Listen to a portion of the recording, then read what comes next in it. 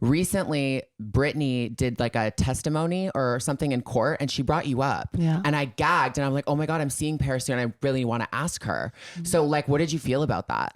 A lot of people would ask me about that just all over social media and what I thought of it. And I know that she didn't mean it in that way. She meant when she saw it, like she couldn't even believe it. Right. And what she said was, you know, when people hear that, they're like, oh, it's Britney Spears, it's Paris Hilton. They have these perfect lives. Like, who is going to believe, you know, if I didn't even believe Paris, like who's going to believe me? Right. And that's when she first watched it. And I think the media, of course, when they write things out, they like to change it up a little bit. So, yeah, I think it was just like a misunderstanding on the media's part. Yeah, I feel like that's what I said. Cause I was like gagged. I was like, at first, like kind of angry when I heard that. I was like, cause like, I feel so connected to you about like all that stuff. When I heard that, I was like, is she fucking joking? But then I was like, oh, I feel like she definitely didn't mean it in a bad way.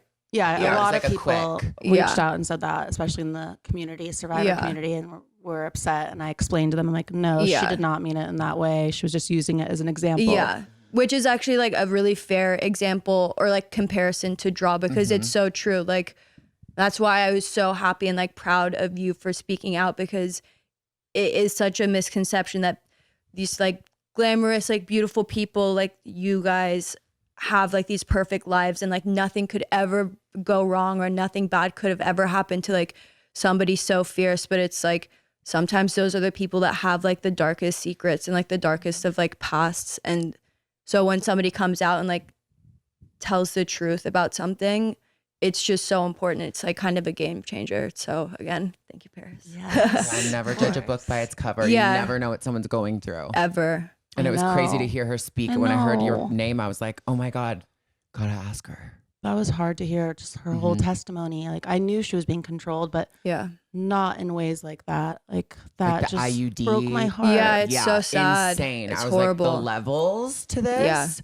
It's Such really a gag. sad. I know. Because Hopefully it gets lifted. Dealing with it as a teenager was hard, but I can't imagine still as an adult after working your entire life. She's built a huge empire. She's a legend. She's an icon. She's a mother. She's amazing. And she has these people controlling her money, her life, her just can't even, I don't know. Children. It's like just, the levels to it blew my mind. Yeah. I can't imagine being like grown up now and still feeling like a child. No. It's like horrible.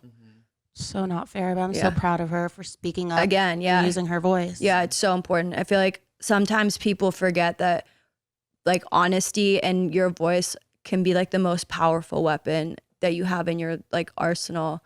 So whenever anybody comes and speaks out about anything, it always just like, if I know the person, if I don't, like I always just like feel connected to them because it's just like such a powerful thing to like use your voice for like good and to like open people's eyes about some of the things that maybe like people aren't aware of or like don't really want to see.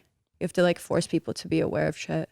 Yeah, I believe that, you know, the truth shall set you free. Yeah. And, you know, turning your pain into a purpose is so powerful. Yeah.